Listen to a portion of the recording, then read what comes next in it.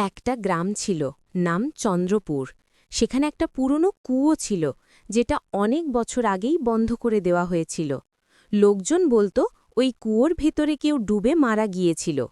তারপর থেকে সেখানে অদ্ভুত আওয়াজ শোনা যায়।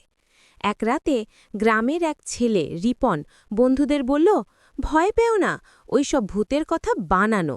আজ আমি নিজেই কুয়োর পাশে গিয়ে দেখে আসব। সবাই তাকে থামাতে চাইল, কিন্তু রিপন টর্চ নিয়ে বেরিয়ে গেল। রাত তখন গভীর, চারপাশে শুধু ঝিঁঝি পোকার ডাক আর ঠান্ডা বাতাস। কুয়োর কাছে পৌঁছে রিপন বলল, কেউ আছো নাকি নিচে? প্রথমে কোনো উত্তর এলো না। তারপর কুয়োর ভেতর থেকে ভেসে এলো এক ফিসফিস আওয়াজ, রিপন, নিচে এসো, আমি অপেক্ষা করছি। রিপন ভয় পেয়ে টর্চটা নিচে ফেলল।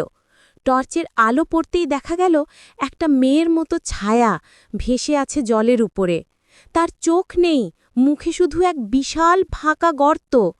রিপন চিৎকার করে দৌড় দিল, কিন্তু কুয়োর পাশে থাকা গাছের ডাল যেন তাকে টেনে ধরল। তারপর গ্রামের লোকেরা শুধু শুনল ছপ ছপ ছপ জলের শব্দ।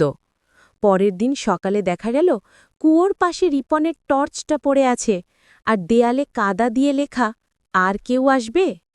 আর এরপর থেকে কেউ আর রাতের পর সেই কুয়োর পাশে যায় না, কারণ আজও নাকি মাঝরাতে শোনা যায়, রিপন, নিচে এসো।